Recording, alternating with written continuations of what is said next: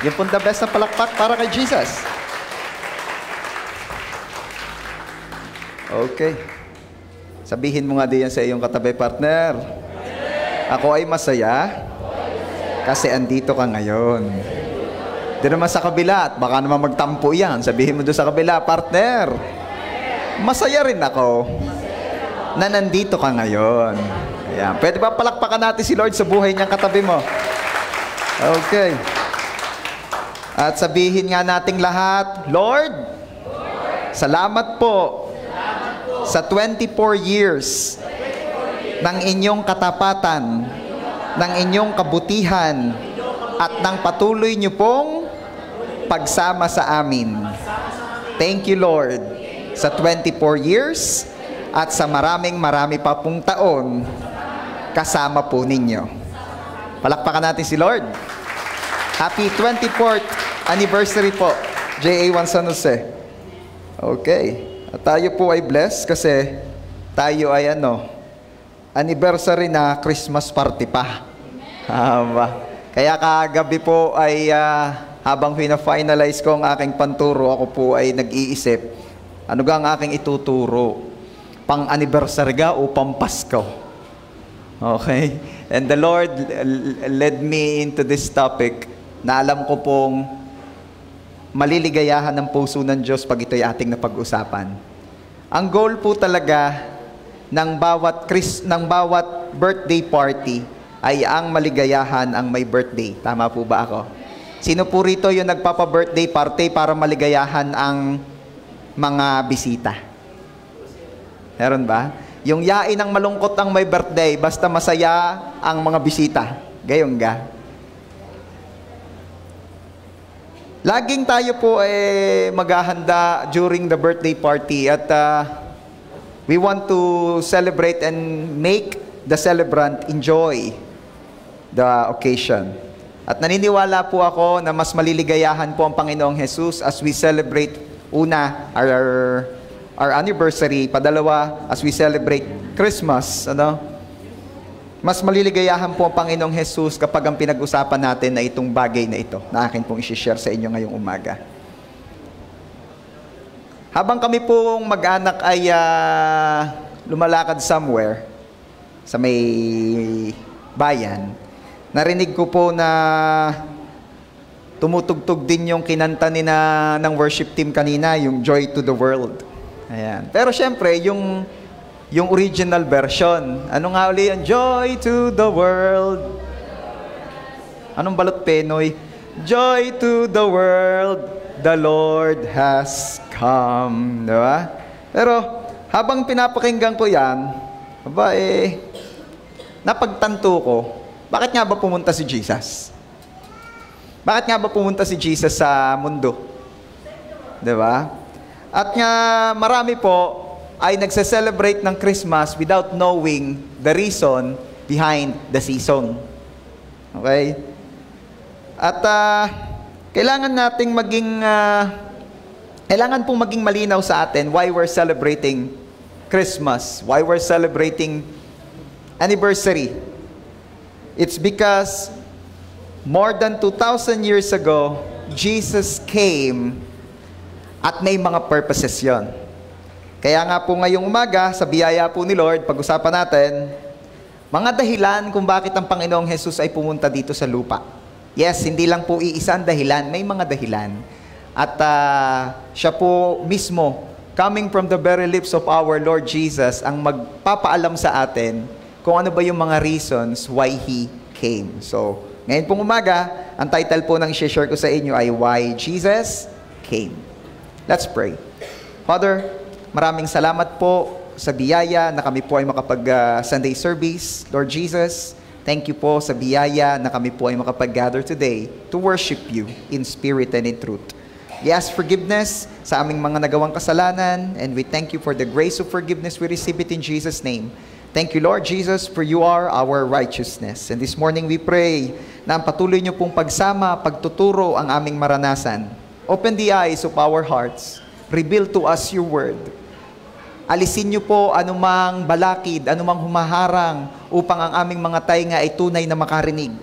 ang aming mga mata upang tunay na makakita at ang aming mga puso upang tunay na makadama ng iyong mga salita at ng katotohanan nanggagaling sa iyo. Lord, I am declaring in the name of Jesus na ang bawat isa ay mauunawaan the beauty of salvation. Oh Lord, hayaan niyo po na yung pinaka-heartbeat po ninyo, ito po'y mapag-usapan at maunawaan namin. Thank you, Jesus, for you came to seek and save the lost. You came not to be served unto, but to serve. You came to give yourself as a ransom to many. O Lord, I pray na ang mga bagay pong ito ay mag-sink in sa aming mga puso today as we talk about your word. Salamat po. Unto your hands, we dedicate everything na aming mapapag-usapan. Be blessed, O God. This we pray in Jesus' name. Everybody shout and say, Amen. The best pong palakpak muli para kay Jesus.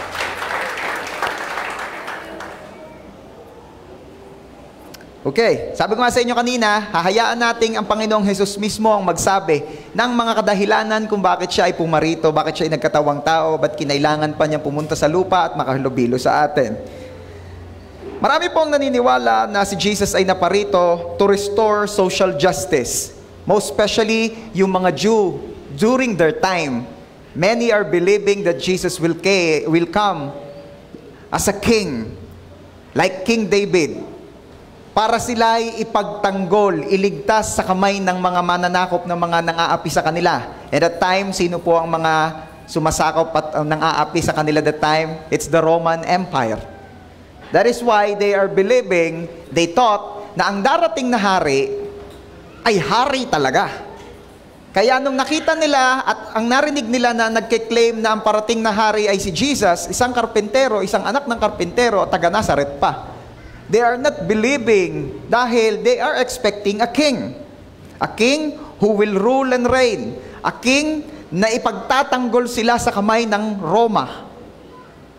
So, during the time, many ay naniniwala that Jesus came to restore social justice or world peace. Kaya nga naalala po ninyo or kung narinig ninyo or nabasa nyo sa Bible na one time, nung si Jesus po ay gumawa ng isang himala, ang mga tao po ay nagkagulo at gusto siyang gawing hari. Iligtas mo kami sa kamay ng Roma. Because many are believing that the Son of God will come to restore justice. Pero hindi po talaga yun ang reason. Meron din pong naniniwala na ang Panginoong Jesus ay naparito to heal the sick and to clothe the naked. Para nga naman daw i-restore ang pagkatao, i-restore ang moral, i-restore ang health. Pero hindi rin lang po yun ang dahilan. Yung iba naman, ang sabi, si Jesus ay naparito para mag-set ng morally upright example ng buhay.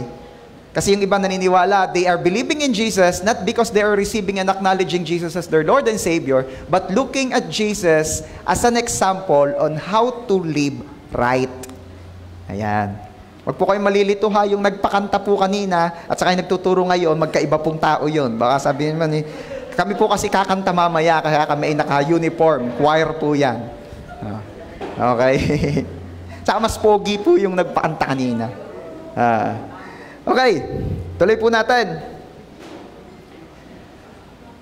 Yung iba naman naniniwala na may iba pang dahilan kung ba't nagpunta si Jesus. Pero ito po talaga ang totoong dahilan kung bakit ang Panginoong Jesus ay naparito sa atin more than 2,000 years ago.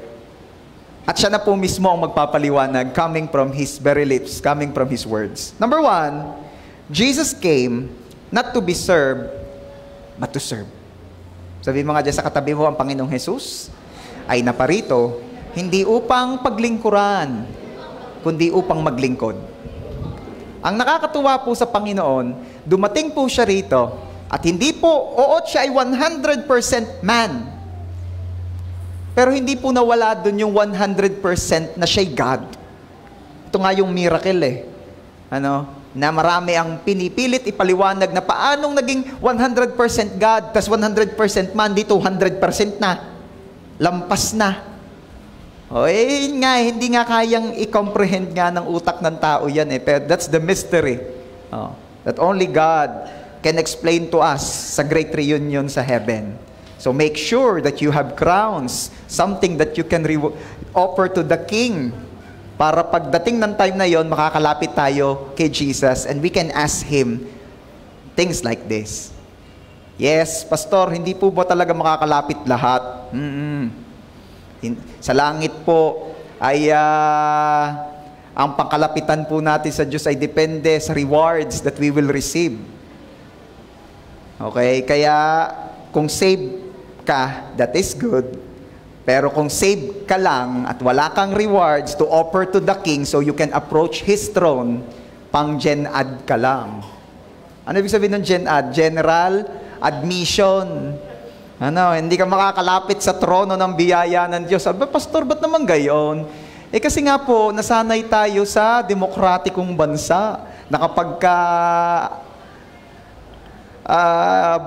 eleksyonan, nakakalapit ka sa mga namumuno. Pero sa kingdom po ng heaven, ito po'y kingdom, monarchy, wherein you can only approach the throne of the king if you have something to offer to him. At may offer po natin sa hari ng mga hari? The rewards, the gifts, the crowns. Ito po'y pinag-usapan natin before.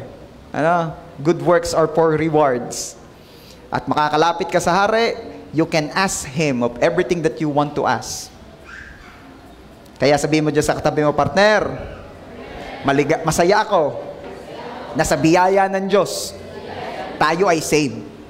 Pero wag kang makukontento na save ka lang. Aim for rewards. Amen? Sige nga, yung mga gusto rin mayroong reward sa heaven, pumapalakpak yan ng the best kay Jesus. Lampasan mo yung mindset na yon, naligtas ka lang. Dapat may rewards ka in heaven. Para hahayahay, hindi lang ang buhay, kundi ang eternity. Tuloy natin. Pero kagaya nga po na sinasabi ko sa inyo, imagine, isang Diyos ay naparito, ngunit ang goal niya is not to be served, hindi para mapaglingkuran siya, kundi para siya'y maglingkod.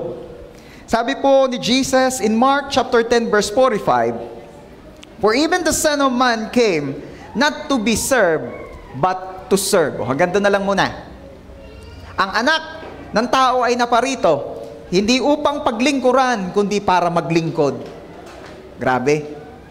Kaya, akala nung iba ay naparito ang Panginoong Jesus to do something else, but no. Si Jesus po ay naparito para siya ang maglingkod. Sino po ang nakarinig dito na ang Panginoong Jesus hinugasan ng paa ng mga disipulo? May tatanong po ako, taas ang kamay ng mga life group leaders. Yan, mga life group leaders, taas po ang kamay. Okay, baba na po. Life group leaders, nahugasan nyo nagampaan ng inyong mga life group members. Huhugasan po ang paa.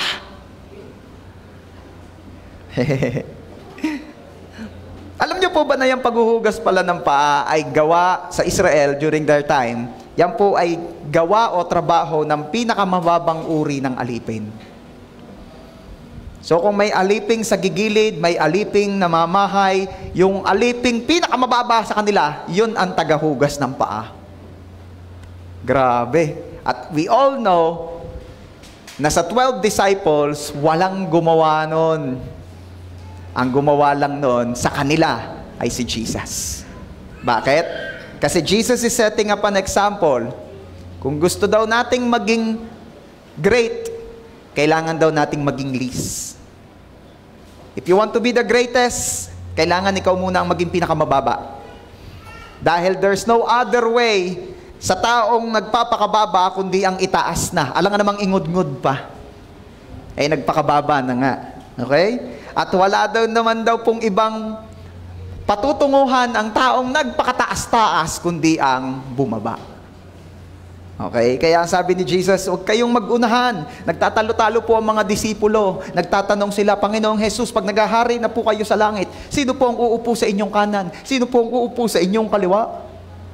At nagtatalo-talo na at nagagalit yung ibang disipulo at sinasabi, Hoy, huwag nga ninyong tanungin si Jesus ng ganyan. Akala mo concerned, ano? Kaya nagagalit kasi naunahan silang magtanong kay Jesus.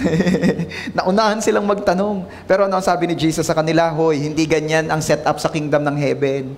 Sa kingdom ng heaven, ang setup, kung sino ang pinaka nagpapakumbaba, siya ang ilalagay at itataas. At sino yung mga naghahang agad-agad ng posisyon, sino yung mga gusto agad ay mapataas, sila ang ibinababa. Kaya nga may mga nauuna silang inihuhuli at yung mga nahuhuli, nauuna. Are you there?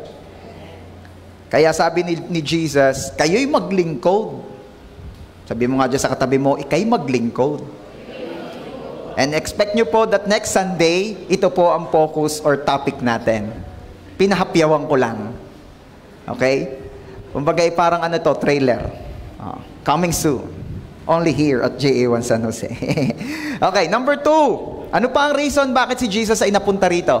Jesus came to give His life as ransom for many. Yan.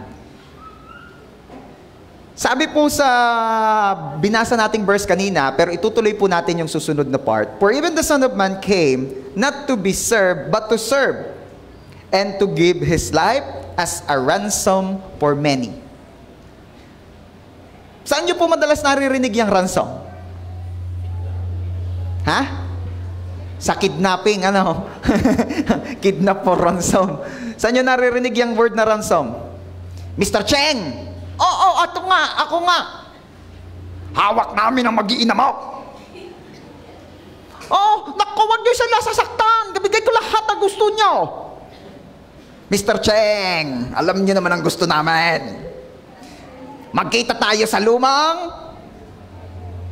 sa abandonadong bodega. Talaga naman, palibasa puro K-pop ang pinapanood nyo. At dalhin nyo ang halagang 5 milyon para sa inyong mag-ina. Huwag po kayong magsasama ng... dahil wala ring magagawa yon, dahil lagi sa huli lang yun nadating. Diba? Ransom. Pag sinabing ransom, ano ibig sabihin? Kapalit. Diba? Para hindi mapahamak ang mahal sa buhay, ang minamahal, ay binibigay ng kapalit.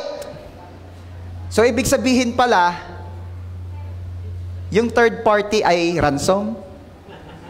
Bakit? Kapalit? Hindi, iba pala yun. Okay. Hindi, inaano ko lang kayo, kinukuha ko lang ang inyong atensyon. Yung iba ay papungay-pungay na eh. Sinabi nang wag muna agad gagawa ng salad. May Sunday service pa. Talaga naman pandalin na napuyat ka tuloy. Yan o. Tapos yung gelatin, napalagay sa freezer. Ay, naku, magtutubig na yon. Wag mo nang isipin. Mag-focus ka sa service. Yaan mo na. Okay, biglang napaisip, nga yung buko pandan. Ba't nilagay sa freezer yung buko pandan? Yan na nga baga. Nagtubig na ang gulaman. Yain na, at least ang iyong naman buko ay hindi mangingitim. Sino nagpe-preach din diyan? Pakinig ko eh. Pakinig ko. May nagpe-preach din. Okay. Pang second service ka na anak, ha? Mamaya na ikaw. Sino kayo nasa poste? Ako kapogi pa nasa poste. Okay. Katago sa poste. Iniisip kong ipatanggal yung poste, ano? Kaya lang guguho. Kaya pagpasensyahan nyo na po kung may poste. Sa ipagagawa po ni Lord na Church ng San Jose, walang gayaan. Walang gayaan. Okay. Pastor, kailan po magpapagawa? Basta ideklara lang natin na ideklara. May pera na po tayo, madami. Nasaan po? Secret. Magpapasko, mahirap na. Okay. Dali po natin. Ransom. Alam nyo po, nung ang tao ay nagkasala, ay meron ding parang kumidnap sa atin. Sino kumidnap sa atin? Si Max Alvarado? Sino kumidnap sa atin? Si Paquito Diaz? Sino kumidnap sa atin? Si Delgado? Ano ang pangalan nun? Anyway, hindi nyo naman kilala yung mga yun, ano? Johnny Delgado? Sino kumidnap sa atin nung tayo nagkasala? Nung tayo'y nagkasala, kinidnap tayo ni Satan. At nung tumawag si Satan sa Diyos, Abba, Father! Oh, may sasabihin ako. Alam ko na. Alam ko na nga rin ang ending. Kadaya nyo naman. Gayon sadya. Si Lord niya kausap ko. Kinidnap ko ang mga anak mo. Oo nga. At si ikaw may sabi, ang kabayaran sa kasalanan ay kamatayan. Mamamatay sila lahat. Magkita tayo sa abandonadong impyerno. Kailangan mong tubusin ng mga anak mo. Anong pantutubos mo? Ang kabayaran sa kasalanan ay kamatayan. Magaling pa si Satanas, alam yung verse na yun. Ano sabi ni Lord? Tutubusin ko mga yan. Paano? Maghintay-hintay ka lang.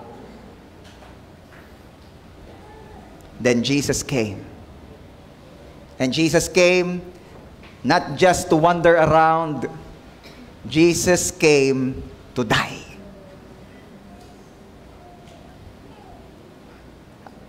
Ang sabi ko, to die. Hindi po British accent yun, ha? Baka kasi yung iba akala ay, Jesus came today. Pag British accent, to die. I came to die. Oh, really? You want to die? No, I said I came to die. I come to die. I arrived to die. Huh? At ano ang sabi? Ito ang pantubos ko, ang aking anak na walang kapintasan. Eh, inilabas naman agad eh. Sino ka nag-ooperate niyan? Anniversary ay magkakaroon pa ata ng disciplinary action. Kahigpit naman. Hindi, joke lang. Kunyari wala kayong nakita. At kunyari hindi ko alam na si BJ yan nag-ooperate. Hindi kita pasasalihin sa pera o bayong mamaya. Yes, may pera o bayong po tayo. Baka akala ninyo ichipipay yun. Manda kayo. Pinaghandaan po talaga ng mga life group leaders yun.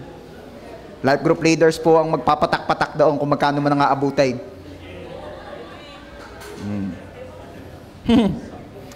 Tuloy natin. Alam niyo po, si Jesus ay naparito upang ipambayad as ransom para sa atin. At sabi nga, sige na, pakita mo na. Jesus was born into the world so that He could die for the world. Grabe, ano? Sino po rito yung na-imagine mo, halimbawa, ikaw ay si Jesus, na-imagine mo lang. Kunyari lang naman, wag mo namang isiping ikaw si Jesus. Kunyari nga lang. Nung ipinanganak ka, kinausap ka na kagad ng Diyos sa isip mo at ang sabi sa iyo nung baby ka pa lang, ikaw ay ipinanganak para mamatay. Ha? Papanganak pa lang, papatayin agad. Hindi pa naman. Kasi pag pinatay ka na agad, di mo masyadong ramdam. Gusto ko yung unawa mo ng masakit at mahirap ang kamatayan. Grabe, ano? O kaya imaginein mo yung habang lumalaki ka, sinasabi ng pamilya mo, anak, pagdating ng 33 years old mo, papatayin ka. Imaginein mo yung buhay na yon. Lumalaki ka, nagbibinata si Jesus, ano, anak, ano katagal mo dyan sa salamin? Hindi po, ako lang po, kailangan medyo pugi-pugi na. Binata na ho ang anak nyo eh. Huwag nang magpakapugi, papatayin ka din naman. Are you there? Di ba? Yung sasabihin, huwag ka nang magpakapugi, Jasper, ikaw na may pag-abot mo ng 33, deads ka na. Ano sasabihin? Pero never po nating nabasa sa Bible na si Jesus na wala na ng pag-asa. Parang, ayoko na, wasted na. Ayoko na, hindi na ako mag-iigi, mamamatay din naman. Pero gusto ko lang maramdaman natin, hindi po madali yung pinagdaanan ng ating Panginoong Jesus. And this is what we're celebrating. This is the reason why we're celebrating Christmas. This is the very reason why we're celebrating anniversary. Ba't ba nag-anniversary ang church? Hindi lang dahil nakailang taon na ang church, kundi dahil minsan, maaalala mo uli, aalalahanin uli natin na there is no church if there is no Christ. Okay? Kaya nga lagi kong pinagpe-pray kagabi, Lord, turuan niyo naman po ako. Ano pong connection ng anniversary at ng Christmas? Ay malaki ang connection. Kasi nag-a-anniversary ang church dahil walang church kung walang ipinanganak na Kristo.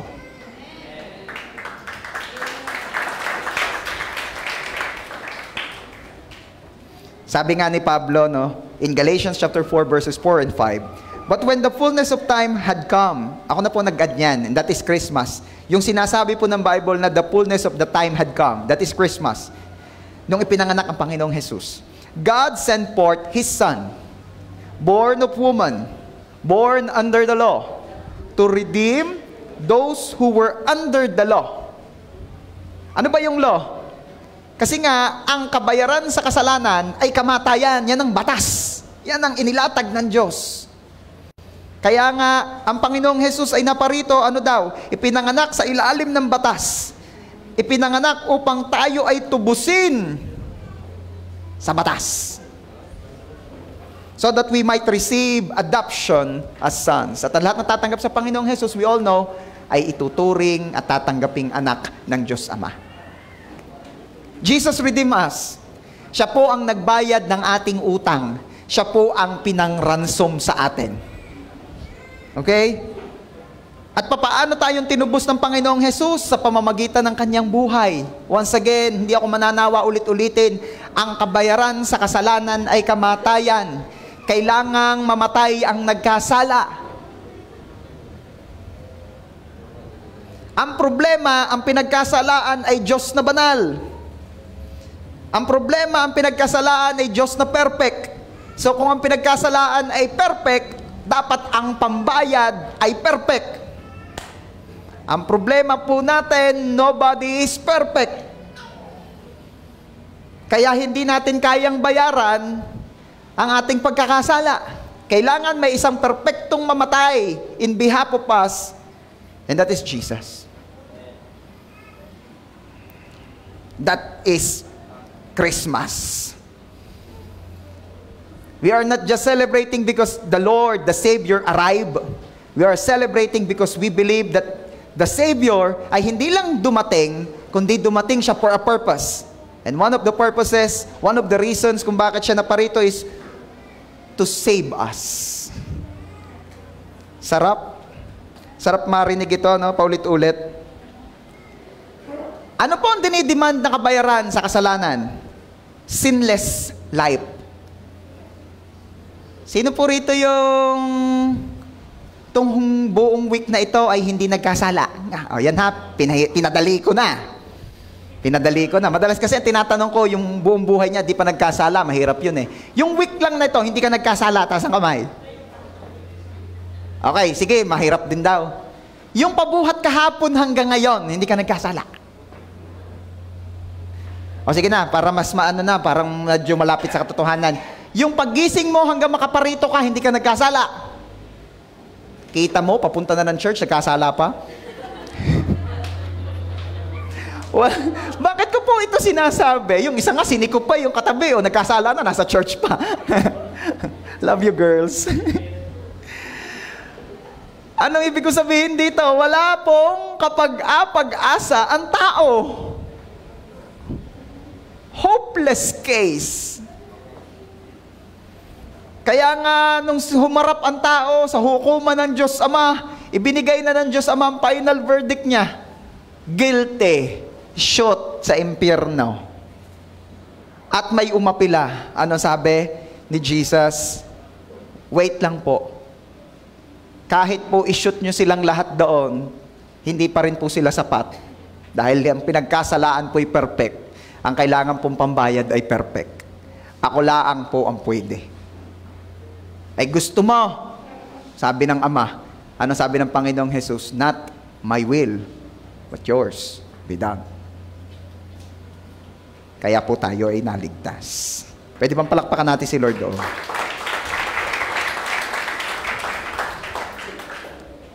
And once again, the ransom price was impossible for you and me to pay. Impossible. So thanks be to God that He came and not just, hindi siya basta dumating, siya ay dumating at siya mismo ang nagbayad ng kasalanan natin. Amen. Pangatlo, na dahilan kung bakit ang Panginoong Jesus ay naparito, Jesus came to call sinners to repentance. Sabi po sa Luke chapter 5 verses 31 to 32, It is not the healthy who need a doctor, but the sick. I have not come to call the righteous, but sinners to repentance. Alam niyo po, napakahirap po para sa atin na maunawaan kung gaano kabigat, gaano katindi ang ating kasalanan at kung ano ang impact nito sa harap ng Diyos na banal na pinagkasalaan natin.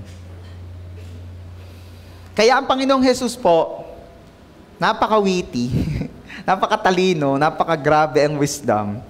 Gumagamit po siya ng mga illustrations para tayo po ay makaunawa. Okay? At nung sinabi po niya ito, diniscuss niya itong about sa sin, ano sabi niya? Siya daw ay naparito, hindi para sa mga walang sakit, siya ay naparito para sa mga may sakit.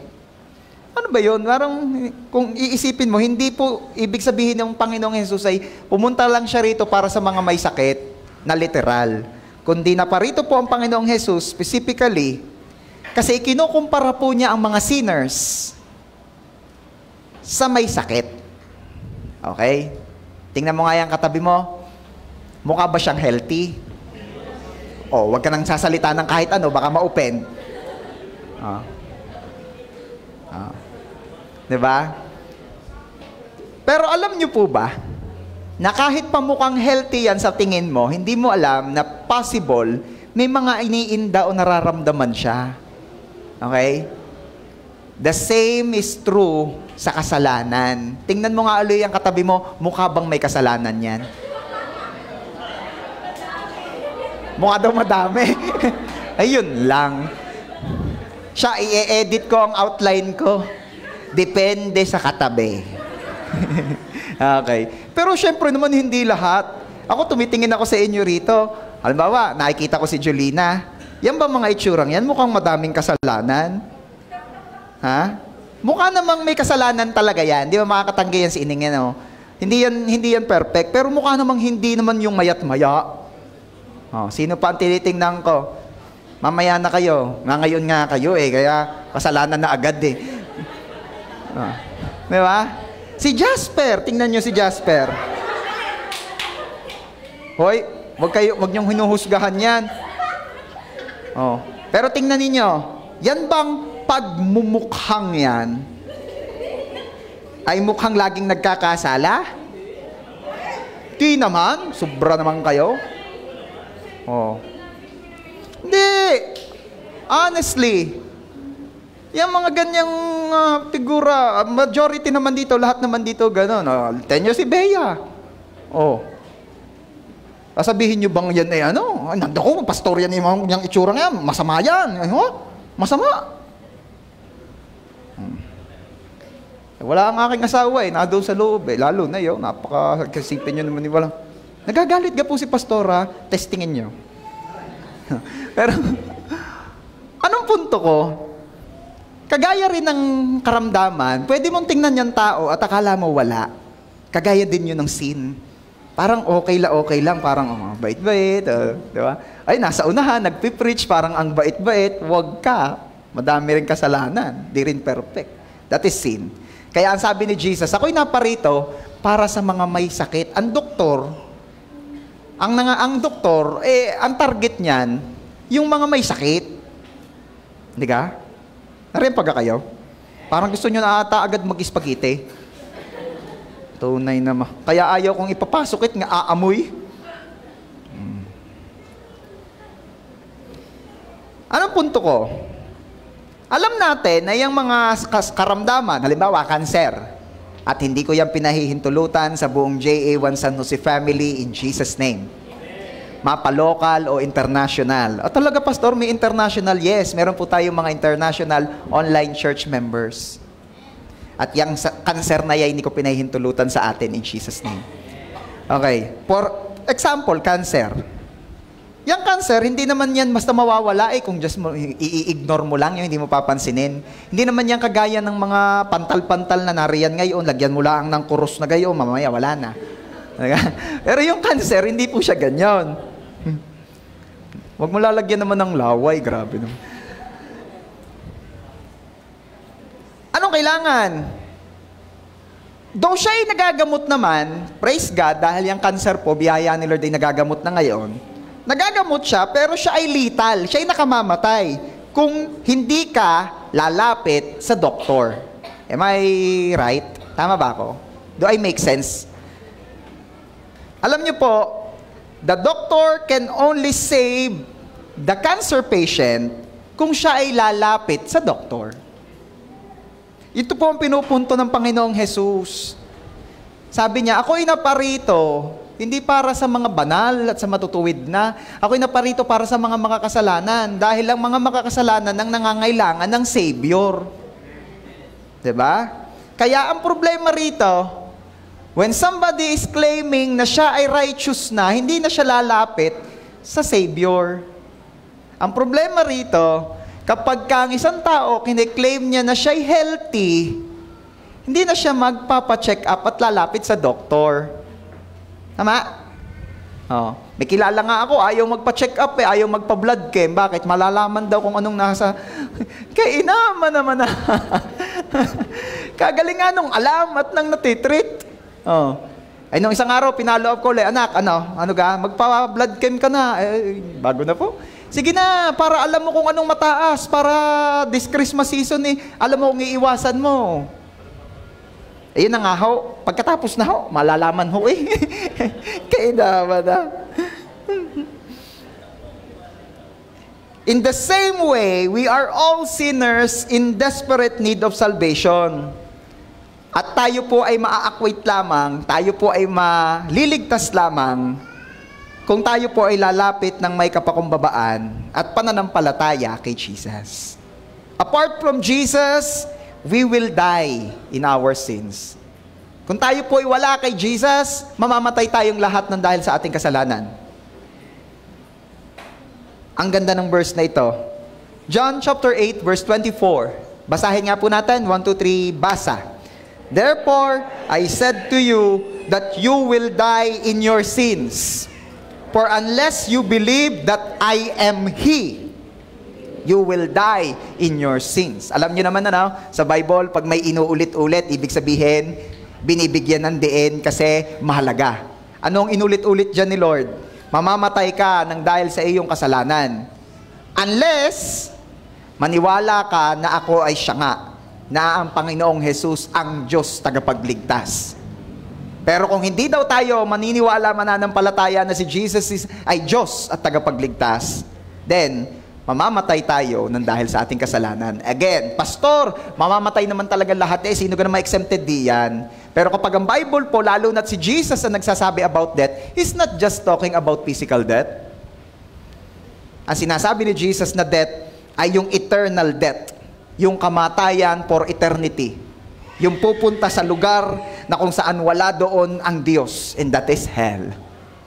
Pastor, totoo po ba ang hell? Yes, si Jesus pa mismo ang nag-discuss kung ano ang hell.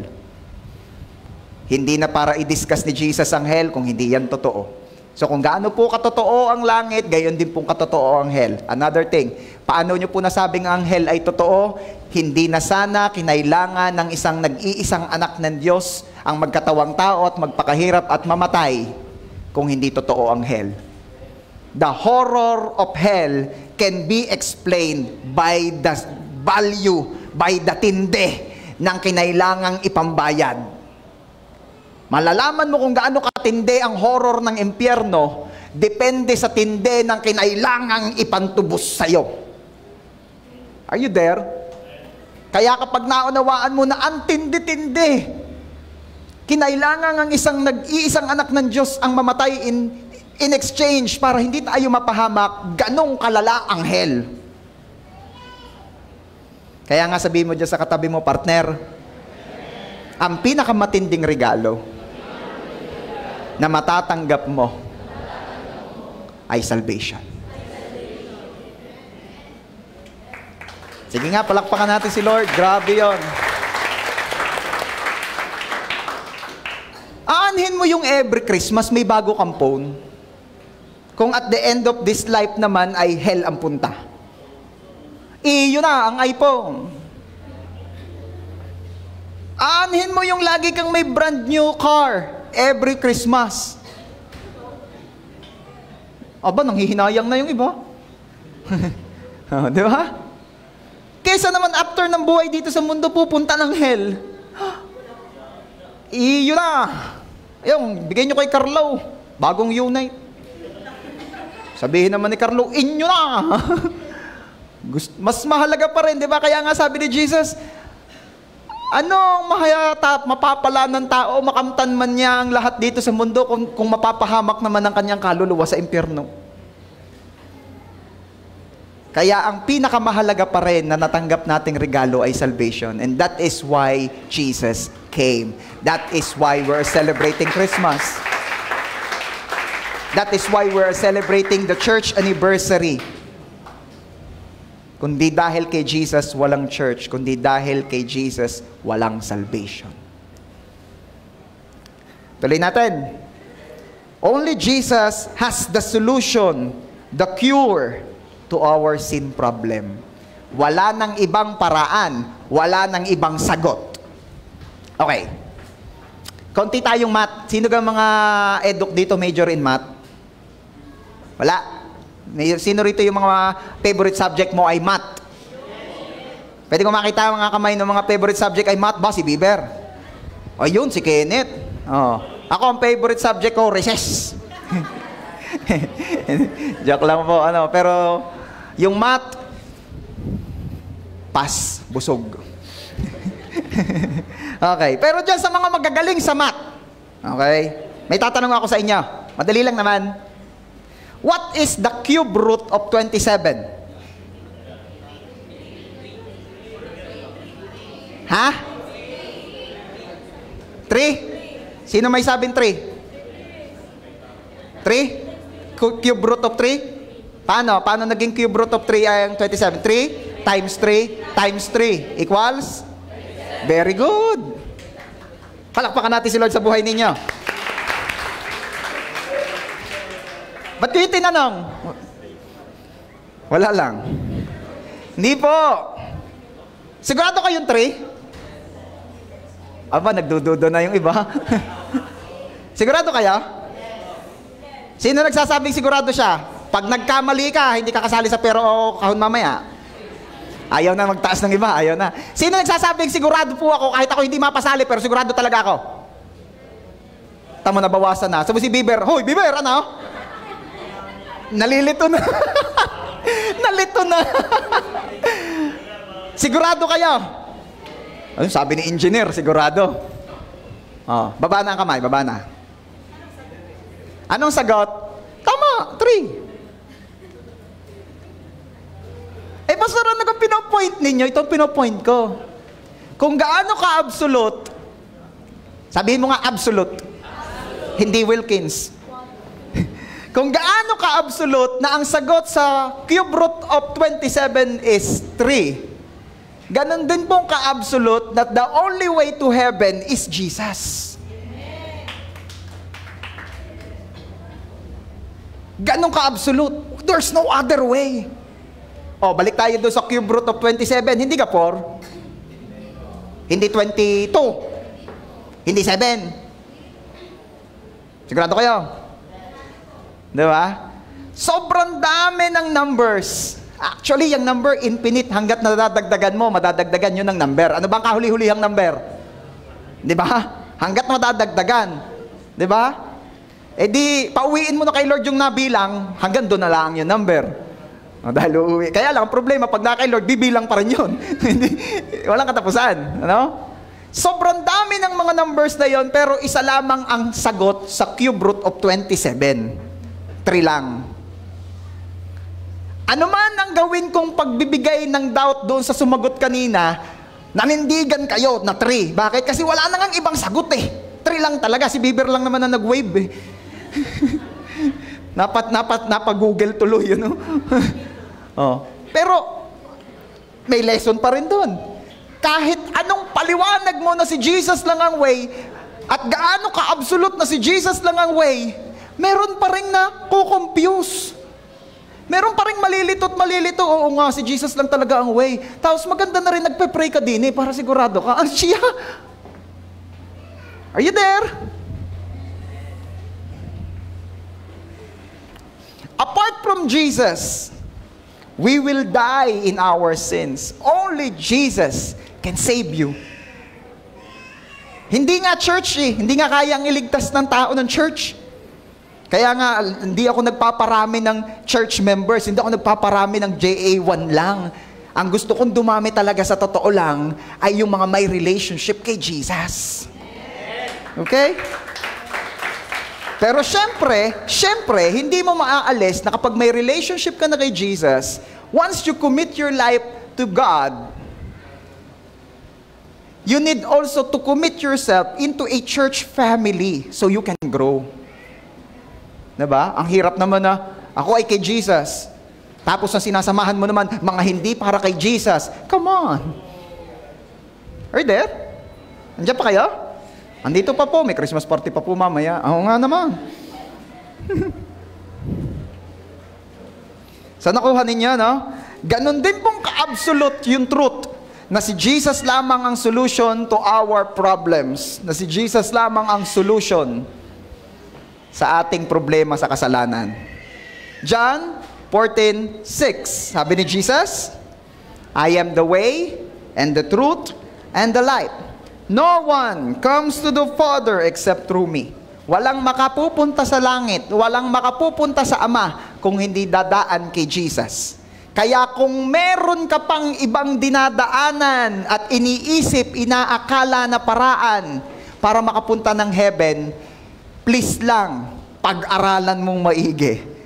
Kasi hindi po 4 o 5 o 6 ang sagot sa cube root of 27. 3 lang. Walang iba. Lahat ng naunawaan yun, palakpakan mo ng the best si Jesus. Lahat na nagsasabing si Jesus lamang ang paraan patungo sa langit, palakpakan mo ng the best si Jesus. This is why we are celebrating Christmas. This is why we're celebrating church anniversary. Dahil ang ating pinananampalatayaang Diyos ay walang katulad, nag-iisa at pinaka-kailangan, worth celebrating. Kasi kung may katulad, kung may kapantay, di para bagang, celebrate ka po, meron din namang kabila, sa kabila, pareho lang. Okay? Pero dahil walang katulad ang Panginoong Jesus, wala siyang kapantay, walang ibang paraan para makapunta ng langit, kundi sa pamamagitan niya, worth celebrating. Amen? Ako naniniwala, pagkatapos mong marinig ang message na ito, mas masarap ang kain mo ng leche flan. Mas masarap ang kain mo ng Graham cake. Bakit? Kasi alam mo na ngayon, mas matindi pala ang reason. Ang Pasko ay hindi dahil lang may Graham cake. Ang Pasko ay hindi dahil lang may buko salad. Ang Pasko ay dahil worth celebrating, dahil lang ipinanganak ang Panginoong Jesus ay walang katulad.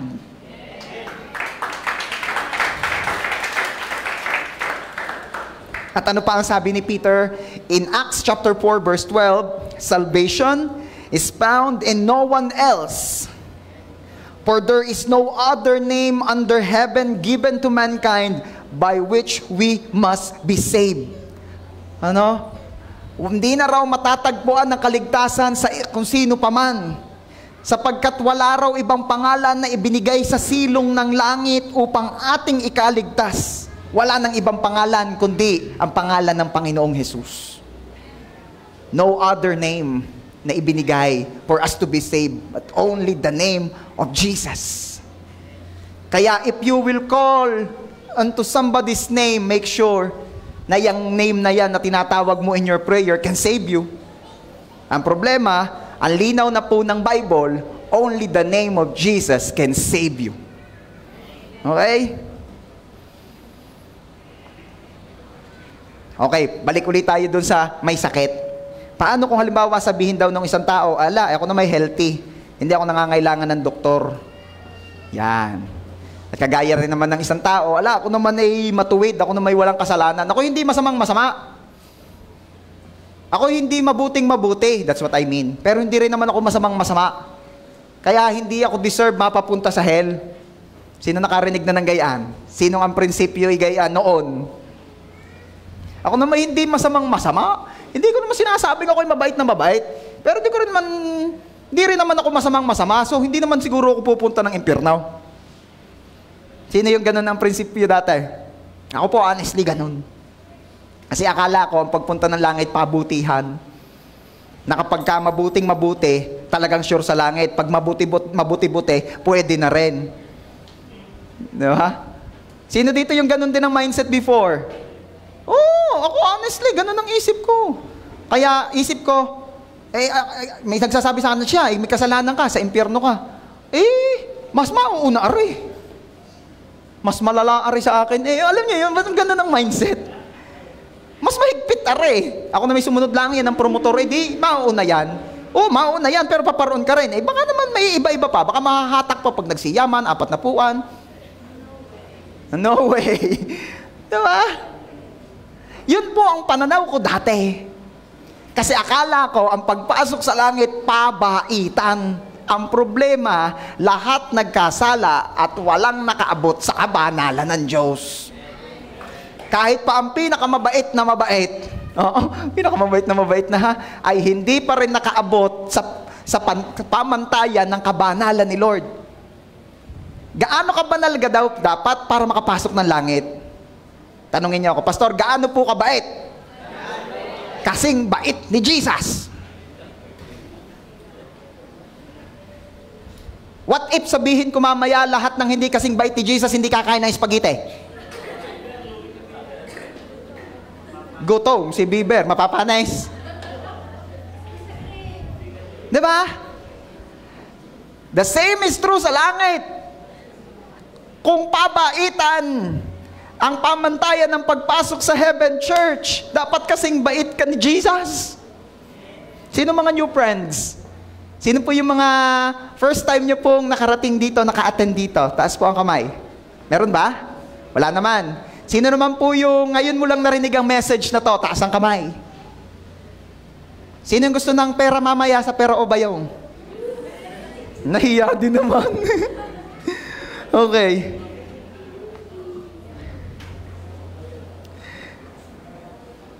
That is why we are celebrating Christmas. Kasi nga hopeless case po tayo. Pastor, para paulit-ulit ka lamang, ay wala akong pakialam. Kailangan ito ang bumaon sa ating mga puso't isipan. We need to understand the reason behind this season. We need to understand why we're celebrating anniversary and at the same time Christmas. It's all because of Jesus. It's all because of Jesus. Romans 3:23, for all have sinned and fall short of the glory of God. Lahat bitin. Lahat bitin. Sabi mo nga dyan sa katabi mo, lahat bitin. Bitin. Hindi umabot sa kabanalan na hinihingi ng Diyos. Hindi umabot. Bitin. At ang sabi riyan, for all. Hindi sinabing for some. Ang sabi for all, ibig sabihin, lahat ay nagkasala. Kung hindi mo pa rin malunok yung lahat ay nagkasala dahil ikaw ay bait na bait sa sarili mo, punta naman tayo sa isa pang argument na ito. Kung nababaitan ka sa sarili mo, sino rito yung nagsasabing, kahit papaano naman po, kung hindi man yung kabanalan ng Diyos ay naaabot ko, at least yun man lang set ng morality standard na ikaw mismo ang nag-set sa sarili mo ay naaabot mo.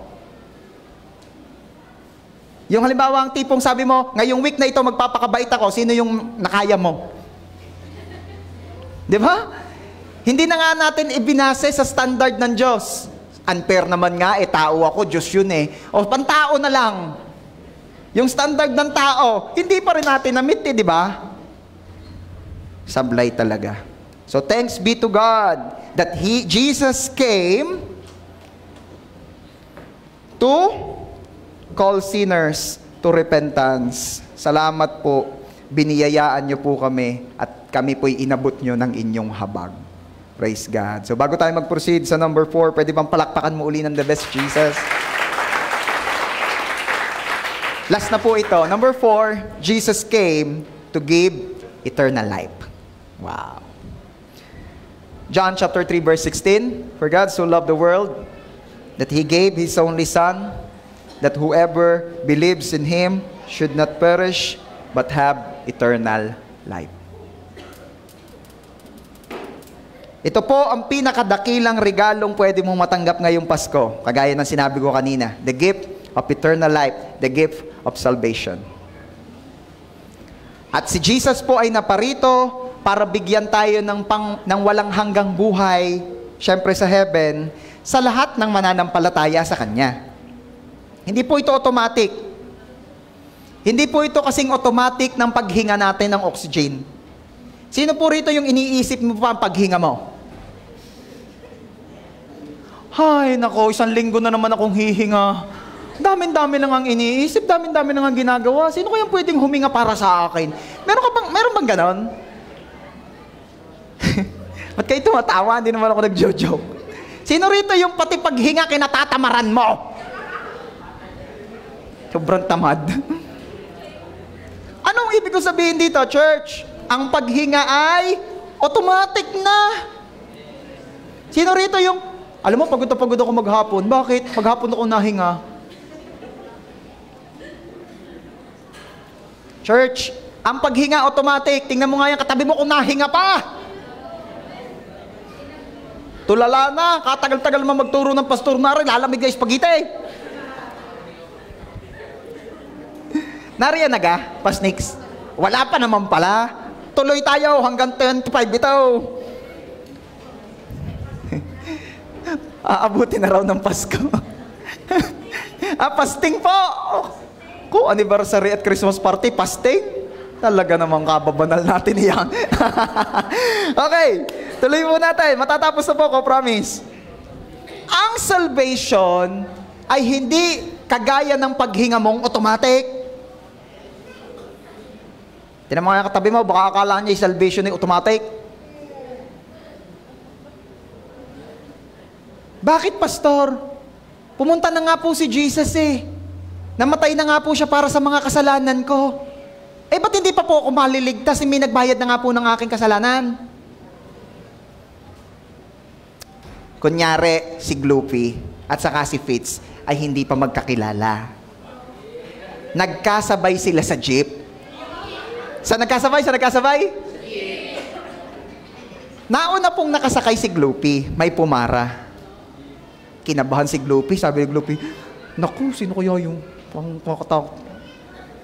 Nakamas kasi. Pagsakay ni Fitz ng jeep, inalis ang mask. Siyempre si Gloopy, hindi naman magpapahalata yung napupugihan. Nakaganon lang yan, normal na normal lang ang tingin. Pero sa loob, ang pugi. At si Fitz naman, nung napatingin, syempre, hindi makapigil. Thank you, Lord. Napaka-bless naman ang araw na ito. Di ba? At magbabayad na si Gloopy. Syempre, di niya ililibre yung si Fitz. Kahit pogi yan, sino ka yan? Di ba? Pogi ka lang, pero di ka, hello, sino ka? Babayad na si Gloopy. At biglang pinigil ni Fitz sa sinabi, Miss, ako na. Ha? Ako nang magbabayad? Hindi, ako lang ang mag-aabot. Assuming. Hindi, ako na magbabayad. Lilibre kita. Ano sasabihin ni Gloopy? Ha? Sino ka ga? Ano pangalan mo sa Facebook? Ano pa? Masyado wala masyado naman straightforward. Ano? Hindi. Hindi ganyan si Gloopy. Ha? Bakit? Thank you, kuya, ha? Pero ako magbabayad. Thank you, pero sorry. At sa i-insist ni Fitz, hindi, miss. Ako na. Ako na magbabayad. Kahit yung mga susunod pang gastos. Pero kung sa totoo, si Fitz hindi ganun. Ay, don't get me wrong, hindi sa gastos, ha? Hindi siya ganun ka-straightforward. Oo. Medyo medyo shy type siya. Si Gloopy po, sa totoo, hindi rin po kagaya ng kwento nyo. Hindi, ganito talaga si Gloopy. Ayan. At ituloy natin ang kwento. Sabi ni Gloopy, ayoko nga, ako nga magbabayad ng pamasahe ko. Nagagalit na yung driver, hoy, bababa na kayo. Sino ba magbabayad? Ako nga ho magbabayad. Sasabihin ni Fitz, bossing ako na. Tanggapin mo na kasi. Ako nga ang magbabayad na. Nagagalit na. Lumalakas na yung boses. Sabi naman ni Gloopy, bakit? Kaya ko naman bayaran na. At nagalit na ang driver. Bumaba na kayong dalawa. Wala nang magbabayad. And to make the long story short, ang dalawa po ay ikakasal na. Aba, ang bilis naman, ano? Sobra naman ang bilis. To make the long story short, si Gloopy pa rin po ang nagbayad ng kanyang pamasahe. At si Pitts, nag 1, 2, 3. Hindi, nagbayad din. Gusto niyang ilibre. Ano sabi ko? Gusto niyang ilibre si Gloopy pero ayaw tanggapin ni Gloopy. Sabi ni Pitts, nakaredy na nga ito. Matagal na nakaredy itong pambayad ko nga.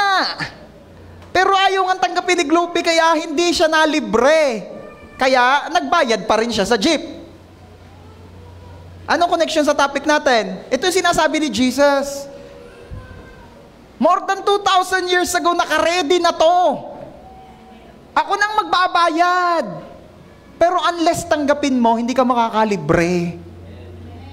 Unless tanggapin mo ang ino-offer ni Jesus na salvation. Kaya sabi ko sa inyo, ang salvation hindi automatic. You need to receive Jesus and what He is offering. Sabi mo nga dyan sa katabi mo, tinanggap mo na ba talaga si Jesus? Sa kabila naman, sabi mo, tinanggap mo na ba talaga si Jesus?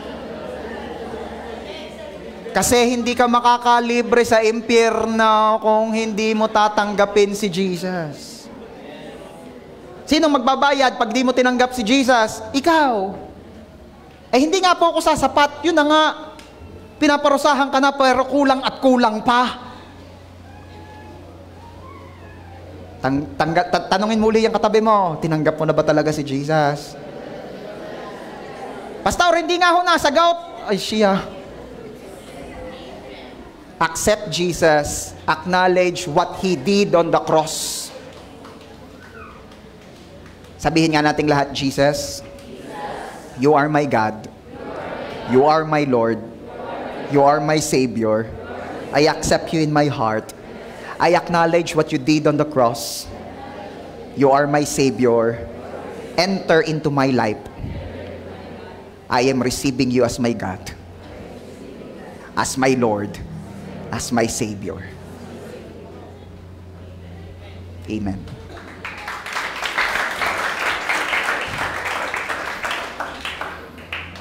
Wala wenta ang anniversary kung hindi rin tayo pupunta sa heaven.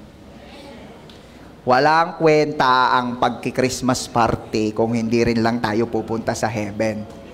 The reason we are celebrating anniversary, the reason why we're celebrating Christmas, kasi ito po'y advance celebration dahil alam nating sa kahuli-hulihan, doon sa great reunion sa heaven, doon tayo mas magse-celebrate. We are celebrating because we have this blessed hope that we are all going to heaven because we received Jesus. Amen? Amen? Wow! Antindi mo, Lord.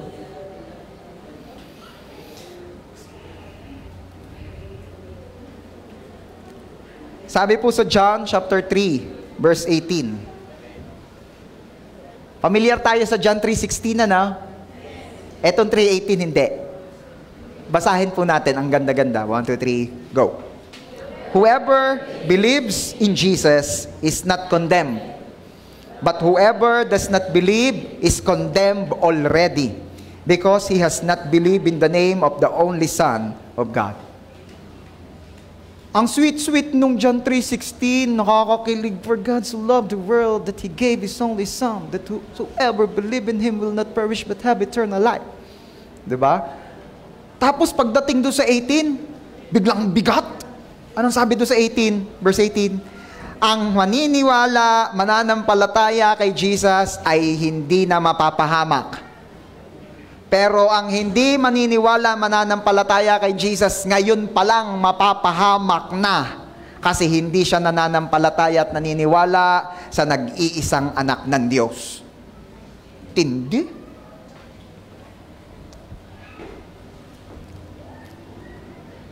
The bad news is that we are all sinners and the wages of sin is death. God is an absolutely holy and just being. At hindi niya pahihintulutan na ang kasalanan ay maaabsuelto na lamang ng walang kabayaran. Kaya nga kahit mahirap ay siya pa rin ang nagbayad para nga, dahil walang libre. Ayaw ni Lord ng may libre. Okay? Akala nyo ba ang salvation ay libre? Ang salvation po'y binayaran. Sabi mo nga dyan sa katabi mo, wala nang libre. Sa kabila, sabi mo, walang libre. Kung naglista ka sa chicken curry, magbigay ka mamaya. Walang libre. Yes, may chicken curry tayo mamaya.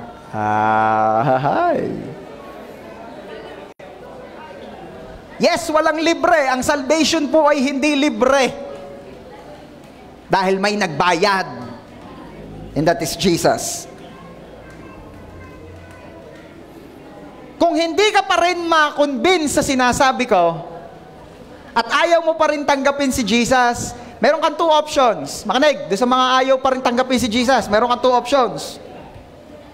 It's either, ikaw ang magbayad ng kasalanan mo. Natatawa si Shai.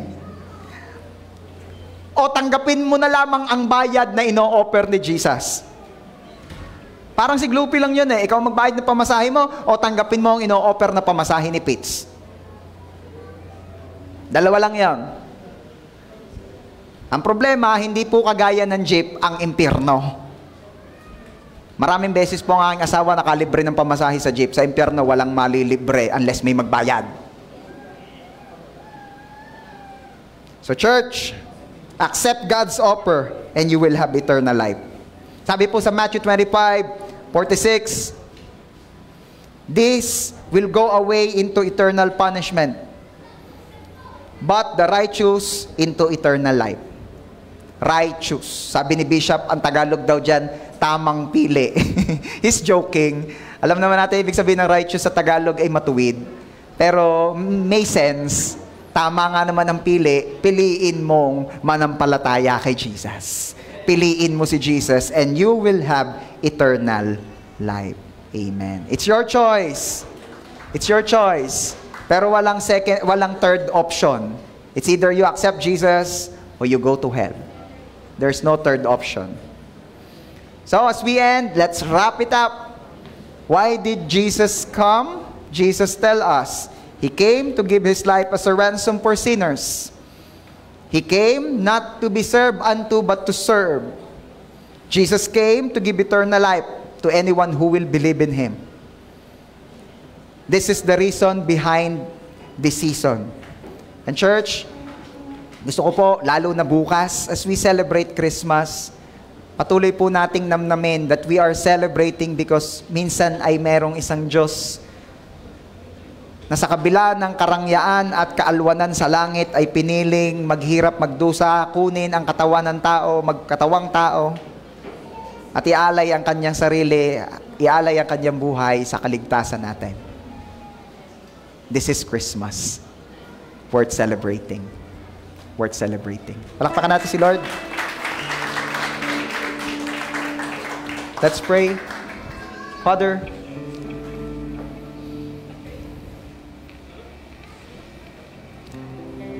lumalapit po kami sa inyo sa pangalan ng Panginoong Jesus. Bless your people that we may be able to lift our eyes and see. Bless your people that everyone will be able to lift up our eyes and see. Oh Lord, I pray in the name of Jesus, open the eyes of our hearts. Open our spiritual eyes. Open our spiritual ears. Open our minds. Open our hearts. Ano mang inihaharang pa ng kaaway ng mundong ito para hindi namin marinig ang truth that will set us free. Oh Lord, I plead in the name of Jesus. Alisin niyo po lahat ng humaharang at humahadlang upang maunawaan namin ang katotohanan ito. That no religion died on the cross for us. That no culture nor belief that can save us. Na ang kaligtasan ay sa inyo lamang po, O Panginoong Jesus, matatagpuan. Oh Lord, I pray, enable your people to lift our eyes and see. Let this truth sink in, and this truth will set us free. As we celebrate your goodness, Lord, this Christmas, as we celebrate your goodness, Lord, sa church po ninyo, we're celebrating 24 years of your goodness to JA1 San Jose. But we are choosing to talk about this, Lord. Kasi aanhin namin ang selebrasyon kung di rin naman kami pupuntang langit. This is our heart's desire. This is our cry. Enable your people to lift our eyes and see. Mawala ang anumang hadlang at humaharang sa aming mga spiritual na paningin at makita namin ang katotohanan that Jesus is Lord, that Jesus is the only way, the truth, and the life. No one can come to the Father except through Him. Bless your people, O Lord, na patuloy ang i-embrace ay ikaw, Lord Jesus. Not to embrace any religion, not to embrace any founder of any religion, not to embrace any church, but to embrace the one who died on the cross for us, and that is you, Jesus. That is you. And we also pray, Lord, to always teach us to number our days that we may gain a heart of wisdom, na hindi lamang yung buhay na iiwan ng pag-igihin. Biyayaan nyo rin po kami, Lord, na lagi rin namang gawin at paghandaan ng buhay na daratnan. Huwag makontentong save lang, kundi bigyan nyo po kami ng desire na mag-eye pa ng rewards, so we can meet you face to face, our Lord Jesus. I pray in Jesus' name na ang JA1 San Jose family, as we enter year 25 or the 25th year of your goodness sa church, as we enter year 2024, Lord, I pray na ang JA1 San Jose ay pabanal ng pabanal. Ang JA1 San Jose ay pabuti ng pabuti ang buhay. Ang JA1 San Jose ay pa-inlove ng pa-inlove sa iyo, Lord Jesus. Ang JA1 San Jose patuloy na ginagawa ang ipinagagawa mo. And that is to go, win souls, and make disciples. And Lord, patuloy po namin gagawin dito sa JA1 San Jose ang gusto niyo pong gawin namin. That is to know you more and to make you known. Salamat po, Ama. Can we say thank you, Lord, for your goodness sa church? Please, come on, through your own words, kanya-kanya tayo, sabay-sabay tayo. Pasalamatan natin ngayon ng Diyos sa kabutihan at katapatan niya sa JA1 San Jose. Come on, close your eyes and talk to God right now. Lord, thank you. Ikaw ang aming provider. Hindi po nagkulang ang inyong church, labis-labis pa. Salamat, Jehovah Jireh. Lord, salamat dahil ikaw ang laging nag-iingat at nag-unite sa inyong church. Thank you, Lord God. Salamat po, for we believe greater things pa ang ipararanas nyo sa inyong simbahan. Salamat po, Lord, kasi naniniwala po kami, as you said in your word, that no eye has seen, no ear have heard, no mind conceived, kung ano yung mga mabubuti at matitindi pang bagay na inihanda mo sa JA1 San Jose. Oh Lord, JA1 San Jose is a super blessed church, and a church na blessed to be a blessing. Salamat po, Ama.